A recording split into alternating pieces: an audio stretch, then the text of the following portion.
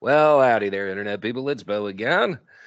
So, today we have a guest with us. We're going to be talking about the roads to Ukraine. Do you want to introduce yourself? Yeah, Bo, thanks for giving the opportunity to talk to you and to your audience. My name is Phil Ittner. I'm a journalist, a broadcast journalist for about a quarter of a century, going on 3 decades, revealing my age. I worked for a number of broadcasters, you know, whether it was NBC, ABC, CNN. I was a freelance gun for hire, such as it was. Predominantly, my time was, however, was spent with CBS News. I was a contracted journalist for CBS News for many years. I was embedded with Third Infantry Division during the Iraq invasion. I was in Afghanistan about a week after 9/11. So, for better or worse, people have categorized me as a war correspondent, and I had hoped to put those days behind me. I truly had. But sadly, war has come to Ukraine, and it's a country that I love dearly and have been coming to for 21 years since the visit of Pope John Paul II and the 20th anniversary of the Chernobyl accident, and have come here repeatedly because it's a lovely place filled with lovely people and people who really don't deserve what's happening to them. So I had hoped to put my war years behind me, and I sincerely hope that this is the last one I'll ever see because war is an awful thing, and I've had a belly full of it. But this is my last war, and I'm glad that it is in many ways because this is if there is such a thing as a good war, this might be it. The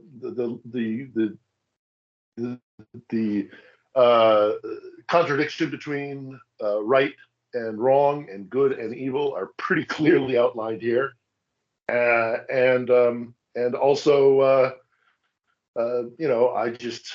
I'm humbled to be in a place watching the birth of a nation and how people strive for independence from what really is a despotic and repressive power that has subjugated Ukraine for centuries.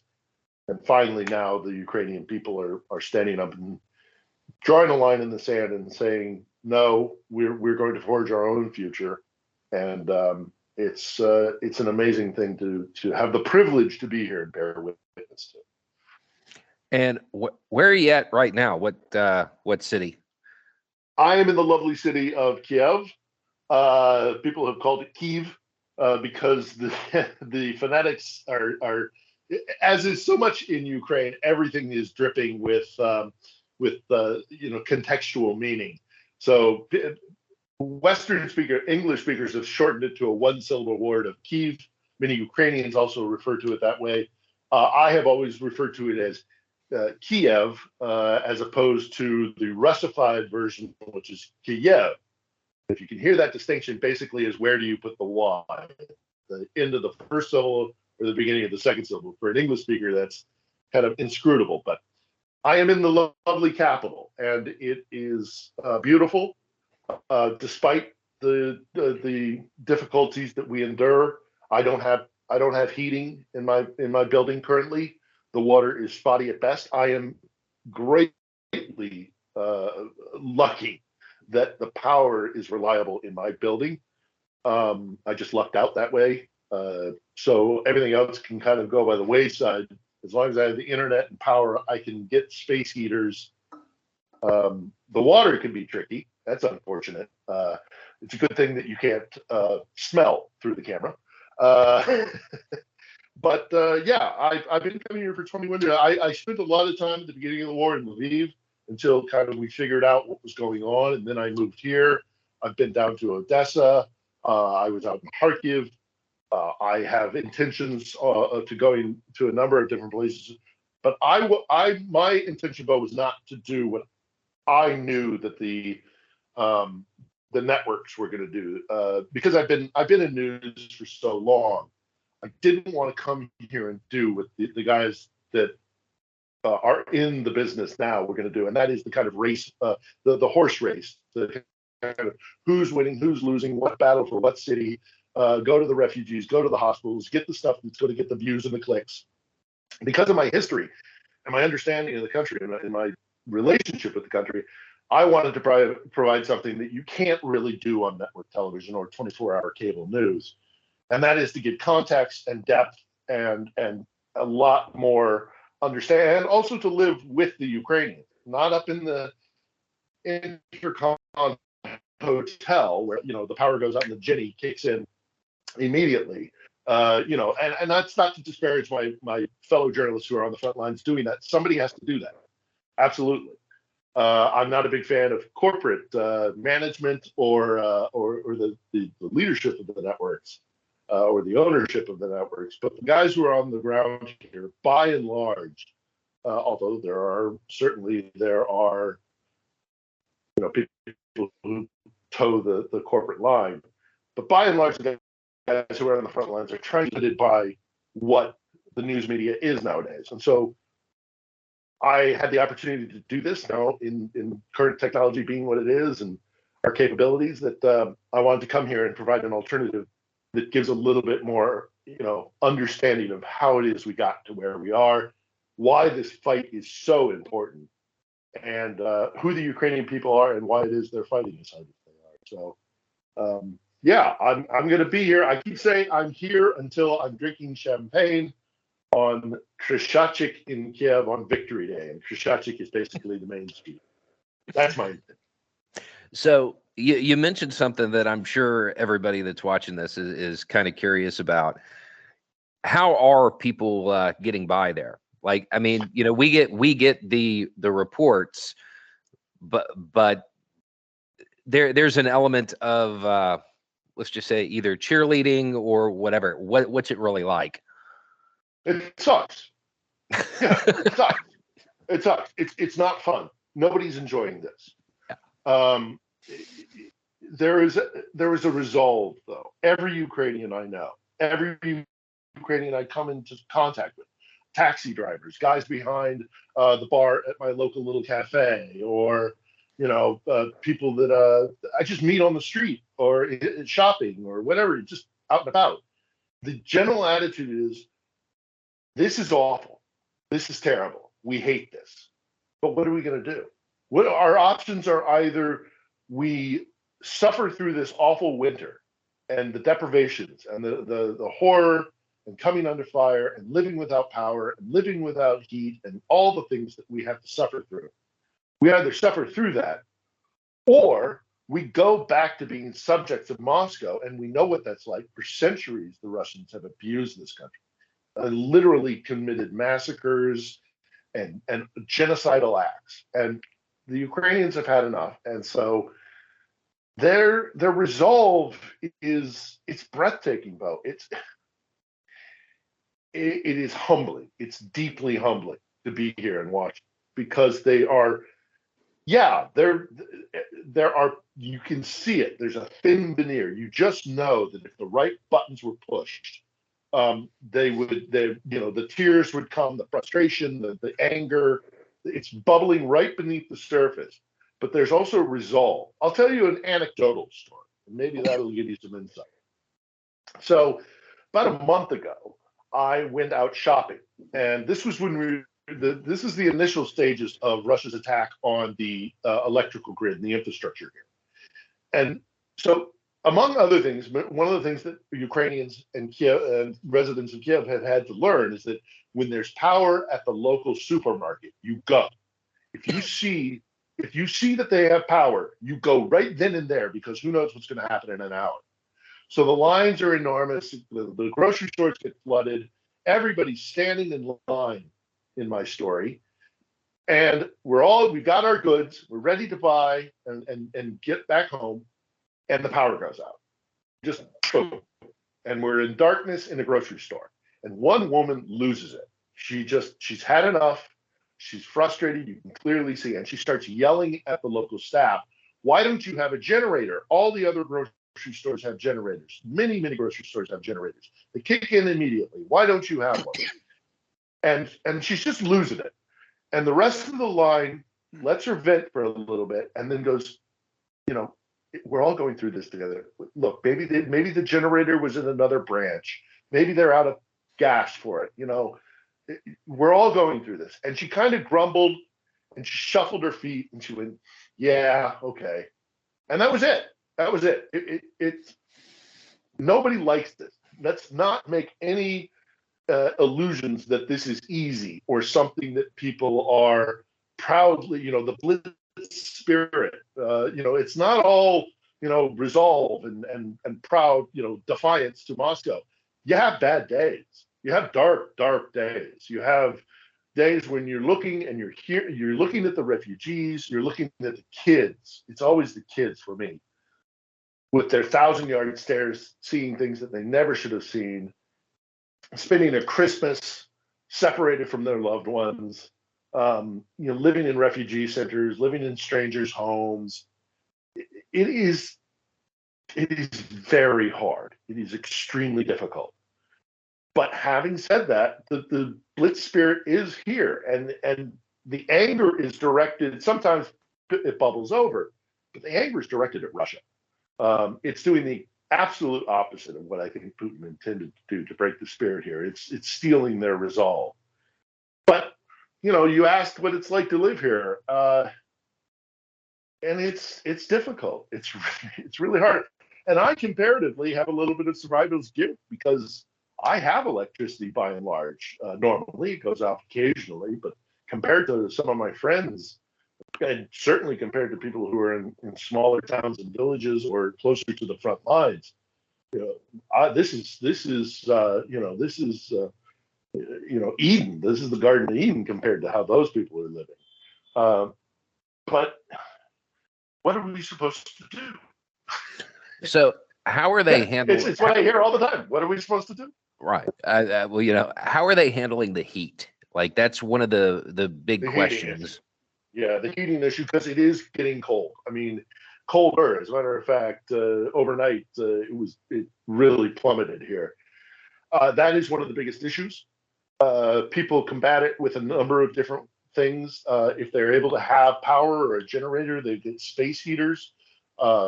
In many, certainly urban centers, heating is centralized, so it goes to the entire building has heat or it doesn't. And that's the case in my building, for example. I do not control the heat in my apartment. It's controlled throughout the building. And it's like that. It's a Soviet planning thing. So heating is a major issue. I know this is going to sound crazy, but even a couple of candles, if your power is out, people have been using candles as heat sources. Light and heat come from candles. You'd be amazed if you can put yourself in a small room, how much a candle or two or three can change it. I know that sounds ridiculous, but it's true. And Ukrainians are also very resourceful people. They know what's coming. They have stocked up on water. They've stocked up on food that does not spoil. So dry goods and things like that, pastas, and they have cooking little propane stoves that they'll have indoors. They know what's coming, so they have prepared for it as best they can. But yeah, you're right. The heat is the real big issue. Now, another thing that I'll make note of is the fact that winter is harsh in this part of the world and always has been. So the cities themselves are built with an almost a second subterranean city beneath them, because you have to go beneath like the roadways to cross, because they make these multi-lane roadways in many of the cities, and so you have to go underneath the ground to traverse the streets. Also, in addition to that, they build it because you can maintain heat and you can maintain light. During the Soviet era, they were concerned about a Cold War turning hot, so they built these kind of things as bomb shelters originally, not realizing that at some point it would actually be Russia and Ukraine combating one another. So there's a whole subterranean world. The metro is built very deep. There's shopping centers that are almost entirely underground. People rely on those, especially when the air raid sirens sound. they're getting through. They're making the best of a bad situation. But again, make no doubt about it, this is incredibly hard, and the resilience of the Ukrainian people is nothing short of breathtaking. So let me ask you this, because it's something that you've been around. You have been around. You've seen a little bit, Well, right? hello, sailor. Yeah, yeah, right.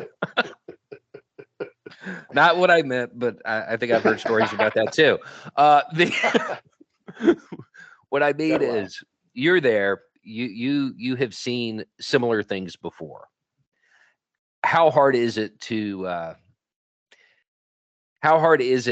maintain the humor and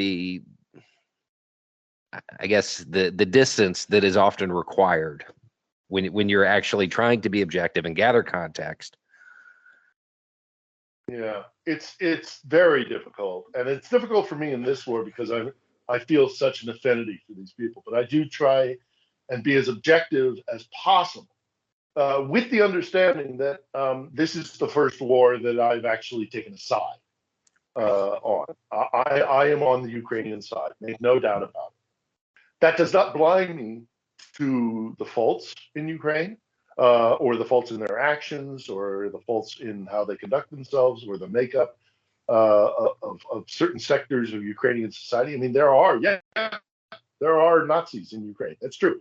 But there are also Nazis in Russia, and there are Nazis in Britain. And if you hadn't heard, sadly, there are Nazis in America. That does not grant Canada the right to bomb Pasadena because of Charlottesville, if you catch my drift. So, how do I keep my humor? How do I keep my spirits up? You have to, and this is something. This is a defense mechanism that I learned in all the wars that I've covered, and this is about my 10th or 12th war. It's a defense mechanism. It's the human spirit has to do it. It's gallows humor. It's resolving not to let the horrors that surround you permeate into who you are. That is a losing battle, I'm sad to say. I will bow for not to be maudlin or to bring things down here too much, but I will be dealing with what I have seen in the various war zones that I have lived in and covered over the last quarter of a century, most likely for the rest of my life. Post-traumatic stress is a very serious thing, and it needs to be taken seriously. And I address it as best I can. I try to be as healthy mentally as I possibly can. Because it will drag you down. It will absolutely drag you down. And I see that here amongst the Ukrainian people. You know, lots of Ukrainians have never gone through war. This is their first experience. I've been coming to war for 25 years. And I've seen it's, as I say, it's the kids that normally get me the most. But, I've seen, I won't get explicit, but there are images that will stay with me for the rest of my life. But I'll live with them. I try to deal with it in a healthy manner. But war is an awful thing. And when this is done, I swear, when this is done, I'm going to go do documentaries about the migratory patterns of the monarch butterfly, or the beauty of the Pacific Highway. War is awful. It's this. But being angry at war is like being angry at a tornado or a hurricane. It's this force majeure thing. Change of tone and speaking of image, I was going through your social media in the run up. Oh dear. No. You've got some interesting holiday decorations around you. I saw. I do. Yeah. So yeah, I've got. tell us about that. What have I got here? I've got my. Well, I have my Christmas tree near me. I'll pull off one of the ornaments here. You can see kind of some of the things we got here. This is This is a I don't know if you can see that there. Not there. We go. There's the famous the stamp, the Ukrainian stamp, Mm. kind of telling Russian warship where to go and what to do. I've got Patron, the bomb sniffing dog, as an ornament here. Again, don't know if you can see that. I've got my traditional Ukrainian mace, the bulava. And I buy this stuff partly for something to kind of decorate my flat with, or to kind of have when I do podcasts or blogs but also partly to support Ukrainian craftsmen. I have in the other room, I've got a little wooden toy HIMARS that somebody, a carpenter, has taken to making little toy HIMARS. Behind me, I have Olga of St. Olga Kiev, who is shown with the Turkish drone saying "Unleash the Bayraktars," the Turkish drone. There's an image of it looked like a tank trap that was decorated with holiday. Yes. Yeah. I mean, the Ukrainian people, I tell you what, they've painted tank traps for the season. They've got the tree. This Christmas is very muted, understandably so. But there's still going to be Christmas. There's still going to be Christmas. I was watching Zelensky's speech to Congress, and he said, "Look, we'll get through. Ukrainians will get through a difficult holiday season, but make no mistake about it, there will still be Christmas here. There is still joy. There is still there's a determined." It's almost a way of fighting back, is to keep joy and happiness and laughter in your life. I don't know if you saw at the very beginning of this war, Bo. There was a video, and it brought tears to my eyes, and it helped me make the decision to come here, and that the decision to be here was the right one. There was an orchestra in Odessa. And Odessa was being pummeled at the time and preparing for a physical invasion. And there was a military brass band that played in the central square in Odessa the Bobby McFerrin song, "Don't Worry, Be Happy." Just refusing to let the Russians steal from them the one thing that they might have control over. When the air raid sirens go, when you know that there are tanks coming your way, when you know that they are destroying your electrical infrastructure, there's very little you can do about that. You can build up your water, you can go to the air raid shelters, all of that. But by and large, things are out of your control.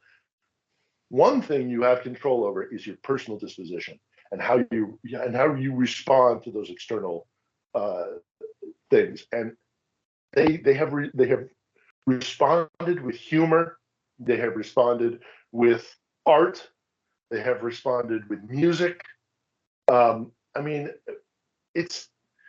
they will not be broken. It's just such a massive miscalculation on Russia's part to think that they can crush the Ukrainian spirit. There's music everywhere.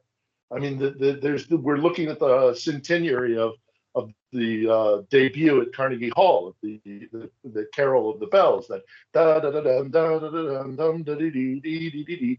That's a Ukrainian composer who, by the way, was murdered by the Russians because that song is from a Ukrainian folk song, and recognition that there is such a thing as Ukrainian culture independent of Russian is very forbidden.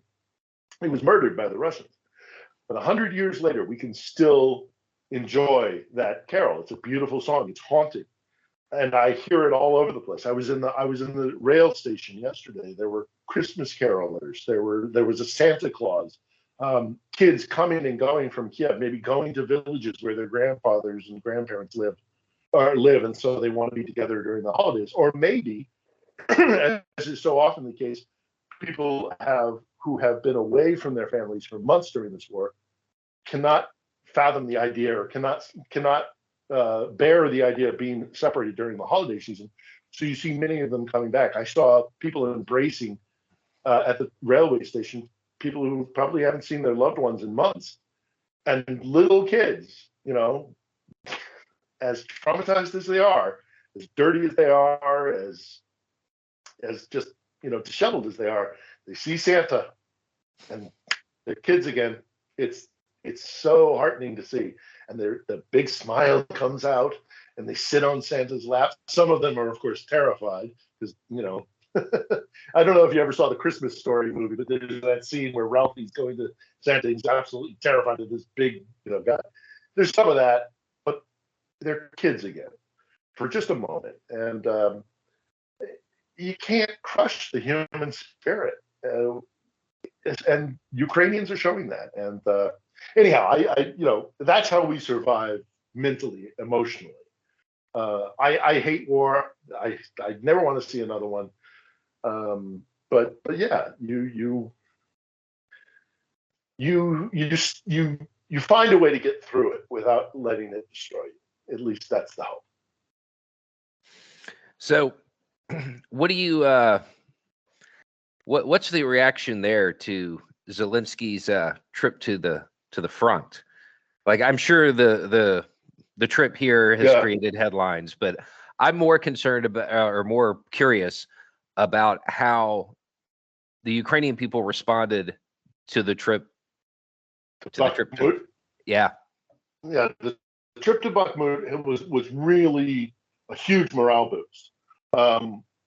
I know I have contacts in the Ukrainian intelligence service. A lot of people did not want him to do that. He had his reasons, I'm sure. I mean, you saw some of the footage, I'm sure. I mean, you can hear incoming. You can clearly hear incoming. He is somewhere in that factory where he's giving the medals, and he received the flag, which he then subsequently presented to Congress. You can hear shelling. That was no joke. He that wasn't a PR stunt. That wasn't that wasn't orchestrated. He really was. He was in harm's way, and that's something Zelenskyy has been very good about. Is as a leader of morale, and as a representative to the global on the global stage. But the visit to Bakhmut was really important for a variety of reasons, not least of which because you saw him go and stand on front lines with the guys who are fighting and dying, and that is a huge thing. But also because the narrative about Bakhmut by people who want to see Ukraine lose is that, Bakhmut is imminent, the collapse of Bakhmut is imminent, and when Bakhmut falls, the whole house of cards of the Ukrainian defense is going to fall with it. Well, one, that's not true. There are alternatives to Bakhmut. Bakhmut is important because the Russians seem intent on taking it, so they keep crashing on the Ukrainian lines at Bakhmut. And the Ukrainians are like, if you want to come and die, if this is the hill you want to die on, we're happy to facilitate. But Bakhmut is not essential to the Ukraine's defense. But the guys who want to see Ukraine defeated in this war have been saying, Bakhmut it's imminent, and then and they've been saying that for weeks. It's going to happen in the next 12 hours, 24 hours, Bakhmut will fall. And then to have the president of the country not only go to Bakhmut, but go to Bakhmut while fighting is going on, and and stand there on that territory, it was a huge thing. Lots of people really appreciated his visit to Bakhmut. So that was a heck of a thing. The guy, I know lots of Ukrainians who have their criticism of Zelenskyy. I have my criticism of Zelenskyy in the run-up to the war and the period prior to this full-scale war.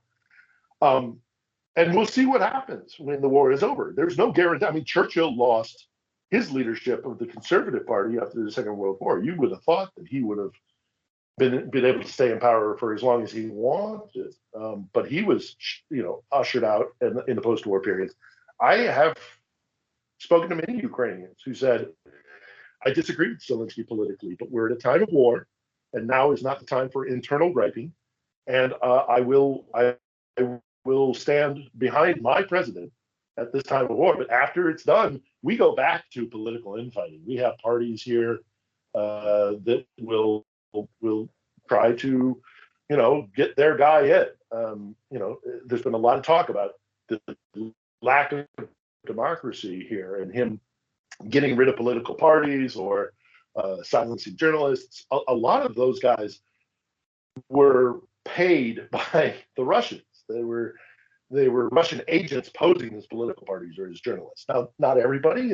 And when it's all said and done, we'll have a review and we'll see, Lincoln, suspended habeas corpus. I'm sure that there are going to be critics of Zelenskyy who will look back and say he did this that was very undemocratic, or he did that it was against the rule of law. But right now, this is a knife fight, and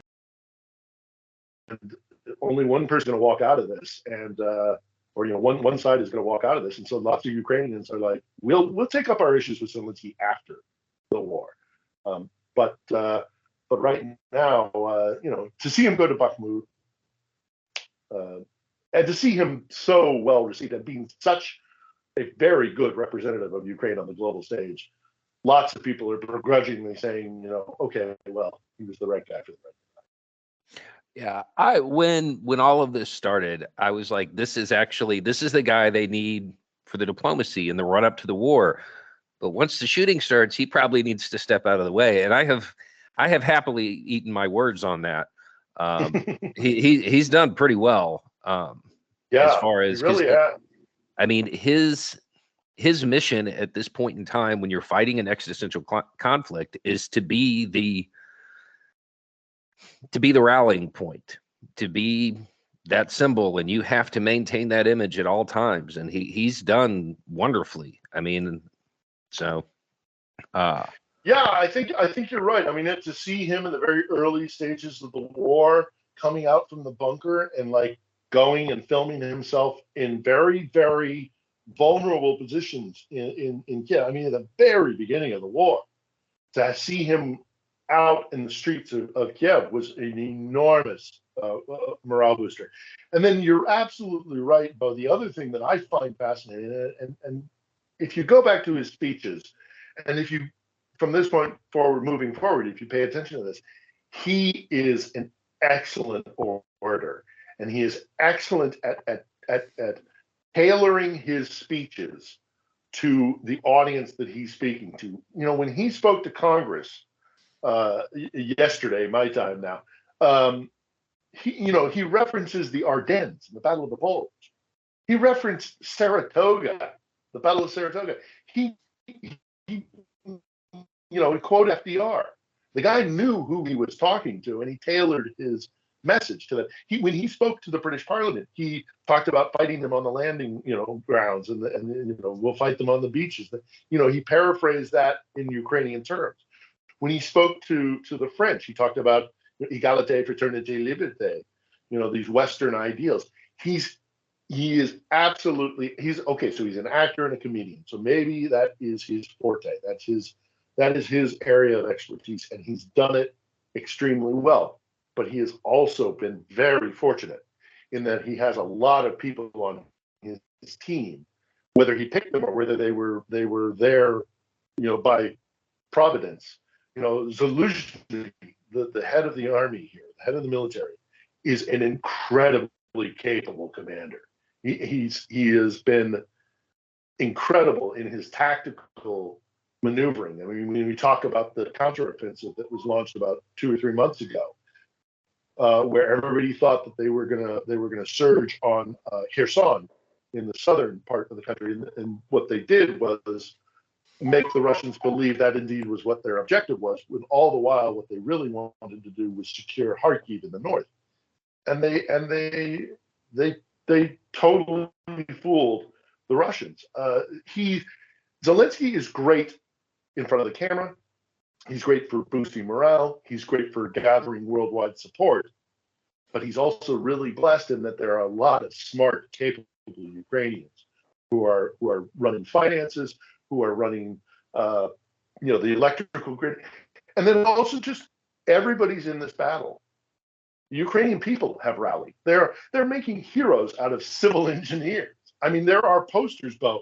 If you go around this city right now, there are posters of guys fixing plumbing, or posters of guys sweeping up the debris from a bombed out building, and they're made heroes. They're like, yay, our civil engineers.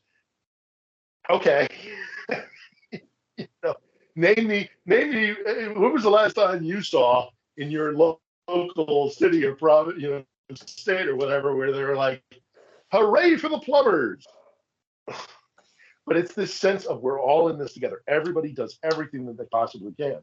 So, Zelensky may have set the tone and the attitude and the mood of the Ukrainian people, but it's the Ukrainian people who have adopted to that and who have adopted that and took it on themselves and said, right, what do I need to do? How can I help? What things can I know a woman out in Lviv who was a tour guide. She is now running camps for traumatized children, PTSD. I know a guy here who ran a language school, and he's now converted the language school to a media center so that people can continue to get out their vlogs and their message to the wider world. Everybody is looking for something to do, and that in many ways is down to Zelensky's attitude of now is the time for all of us to band together, and that is happening. All right. Well, we have to wind it up here. We're already a little over, but is there any last? Well, if you ever want to talk again, and this war, sadly, I think it's going to go, pretty deep into 2023. But if you ever want to talk again, I'm at your disposal. Last words. I mean, this is an awful war. It's so hard to see the suffering of the Ukrainian people up close. It is frustrating to hear people who are apologists for Russia or who are so concerned about American military adventurism that they are willing to let the Ukrainian people suffer because, God forbid, America should support Ukraine with weapons or the tools that they need to fight so that they can secure their own independence and self-determination. But it's humbling to be here, and I'm proud to be here. It's a privilege to be here. I wouldn't think of being any other place, but hopefully this is my last war. But it's not hyperbole. This is an historic fight. I lived in Russia. I know the character of the Russian people. I know what it is that they think they're fighting for.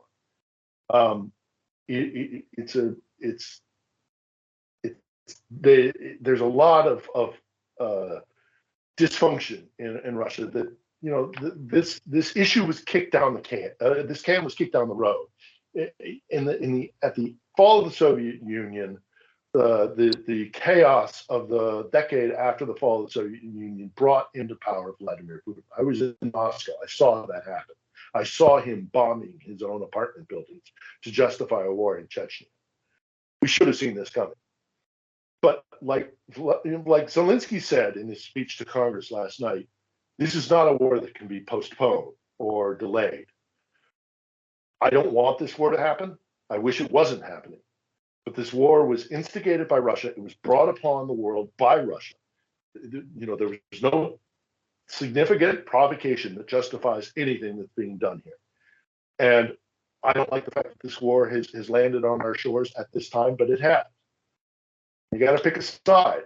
Either you are standing with an autocracy that brutalizes its own people, or you stand with a messy, difficult system like little democracy. Those are the choices. And I know which side I'm on. So I'm going to stick it out. And if you want to talk again, I'm here anytime. But certainly, I suggest that everybody who is listening or watching this recognize that it's not a perfect country. There is no perfect country.